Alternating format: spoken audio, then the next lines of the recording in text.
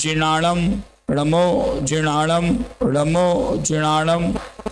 बोले अनंतानंत परम सिद्ध भगवान की, देवादिदेव श्री 1000 श्री शांतिनाथ भगवान की, परम पूजनीय प्रशांत मोती आचार्य भगवान श्री शांति सागर जी महाराज की जय हो। परम पूजनीय संत श्रवणी समाधि श्रवण गुरुदेव आचार्य सुमति सागर जी महाराज की जय। अहिंसा में विश्व धर्म की जय। बोले परम पूज्य राष्ट्रीय संत आचार्य भगवंत श्री विवेक सागर जी महाराज की। हे महाराज श्री नमोस्तु नमोस्तु नमोस्तु।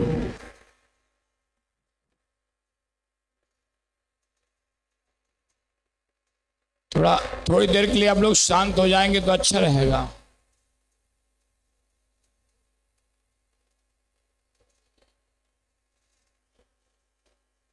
सभी बच्चे शांत हो जाएंगे। गुरुजी की जब मुखार वाणी निकलेगी आप लोग शांति से सुनेंगे तो बहुत अच्छा लगेगा। महानुभाव, आज देश को स्वतंत्र होने में कि बशल 80वां स्वतंत्रता दिवस देश के सारे नागरिक मना रहे हैं और जगत के हर व्यक्ति को, हर प्राणी को स्वतंत्रता प्रिय हुआ करती है। पशु पक्षी भी होते हैं, वह भी स्वतंत्र रहना चाहते हैं, तो फिर मनुष्य क्यों नहीं स्वतंत्र रहना चाहता है? इसलिए सभी स्वतंत्र रहना चाहते हैं। जब यह देश अंग्रेजों के गुलाम था तो हर प्रकार की प्रताड़ना उस समय दी जाती थी। इसलिए हमारे पूर्वज जिन्होंने इस आजादी के लिए लड़ाई लड़ी है, उन सभी महानुभावों ने देश के लिए अपनी संपूर्ण आन बान शान को समर्पित किया और इस भारत देश को स्वतंत्र कराया। भारत देश को स्वतंत्र होने के पश्चात अब हमारा कर्तव्य क्या है? हमें उसमें अपने कर्तव्य को जानना है कि हमारा कर्तव्य क्या है। पहला हमारा कर्तव्य यह है कि हम देश के लिए, धर्म के लिए, संस्कृति के लिए और संस्कारों के लिए अपना परोपकारमय जीवन को व्यतीत करें। जितने भी हमारे देश में दीन दुखी और भी अनेक प्रकार से पीड़ित लोग हैं, उनकी रक्षा, सुरक्षा और उनके दुखों को दूर करने का प्रयत्न करें। यदि हम कर्तव्य परायण बनते हैं तो निश्चित हम देश के सच्चे नागरिक हैं, क्योंकि हमें अपने कर्तव्य का बोध होना चाहिए कि हमारा देश के प्रति और धर्म के प्रति क्या कर्तव्य है। यदि हम कर्तव्य को ईमानदारी से पालन करते हैं, अपने जीवन के प्रत्येक पहलू को ईमानदारी, तो निश्चित है हमारे देश की समृद्धि, हमारे देश के संस्कार उन्नतिशील होंगे। क्योंकि आज आवश्यकता शिक्षा के साथ साथ संस्कारों की है, और जब शिक्षा संस्कारों के साथ दी जाती है तो वही संस्कार व्यक्ति के जीवन को भी महान बनाते हैं, उसके व्यक्तित्व को भी श्रेष्ठ बनाते हैं और उस देश की पहचान अलग ही हुआ करती है। निश्चित हो सकता है कि आप लोगों को सुनने की आदत कम हो, पढ़ने लिखने की आदत ज्यादा हो, इसलिए अंत में इतना ही कहूंगा कि अपनी देशभक्ति के लिए, अपने परिवार की सुरक्षा के लिए, अपने धर्म की उन्नति के लिए कभी भी डरना नहीं है। अपने कर्तव्यों को सदैव पालन करना है और इस देश को संस्कारवान बनाना है।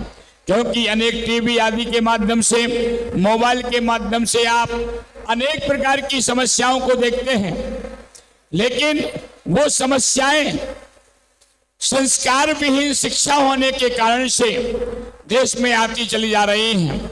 जहां पाश्चात्य संस्कृति को हम अपनाएंगे तो जो हमारे पूर्व महापुरुष हुए हैं, जिन्होंने इस देश के लिए अपना बलिदान दिया है कि हम अपने देश को स्वतंत्र करके अपनी संस्कृति को जीवित रखेंगे, उनकी उन अरमानों के लिए हमें पूरा करने के लिए संस्कारमय शिक्षा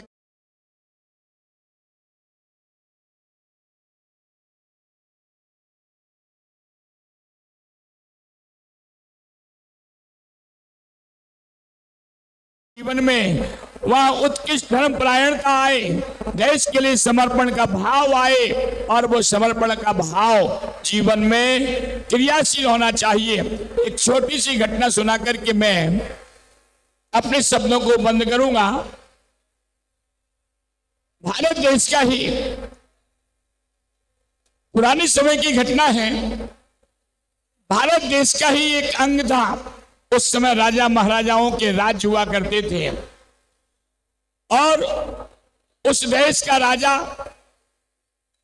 प्रजापालक था, लेकिन उस देश के राजा के अंदर एक कमी थी।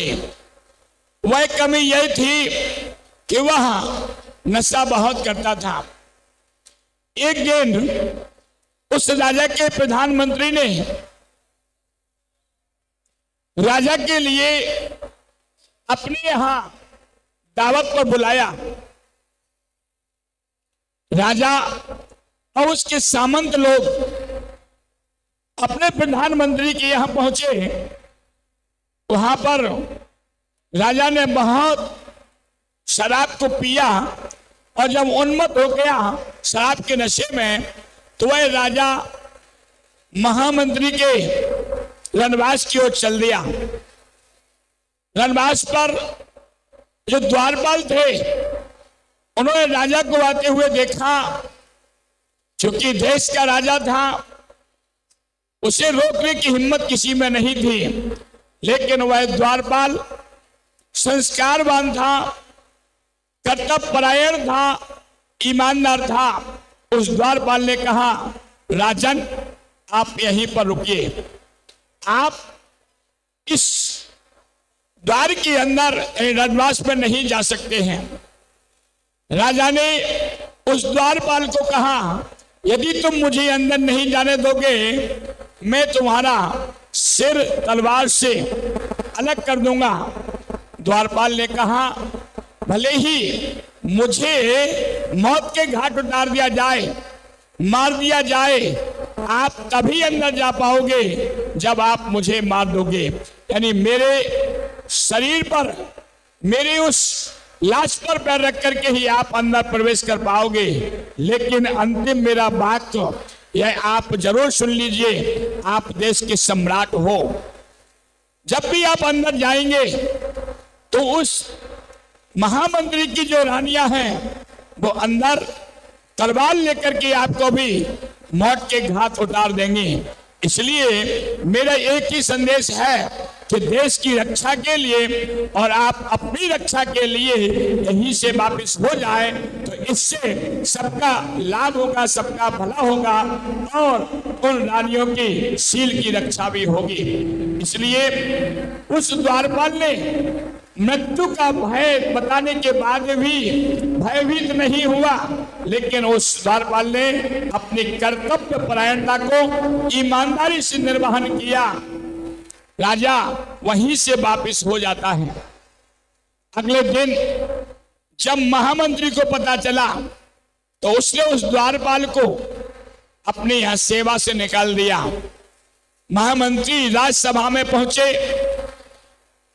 राजा की दृष्टि महामंत्री पर पड़ी। महामंत्री स्वयं कहते हैं, राजन, जिस द्वारपाल ने आपके साथ दुर्व्यवहार किया है उसको मैंने अपनी सेवा से निकाल दिया। राजा ने कहा, महामंत्री ये आपने बहुत अच्छा किया। क्या? राजा ने कहा, महामंत्री ये आपने बहुत अच्छा किया कि उस द्वारपाल को आपने अपनी यहां सेवा से निकाल दिया, नहीं तो मुझे आपके उस द्वारपाल को आपसे मांगना पड़ता। क्या करना पड़ता? उस द्वारपाल को मुझे आपसे मांगना पड़ता कि ऐसा ईमानदार, निर्भीक, सच्चरित्रवान सेवक कहीं मिलने वाला नहीं था। कौन कह रहा है ये बात? राजा कह रहा है कि ऐसा ईमानदार, निर्भीक, सच्चरित्रवान सेवक मिलना मुश्किल है कि जिसने अपनी मृत्यु की परवाह न करते हुए भी अपने कर्तव्य को नहीं छोड़ा। राजा ने उस द्वारपाल को बुलाया और अपने यहां एक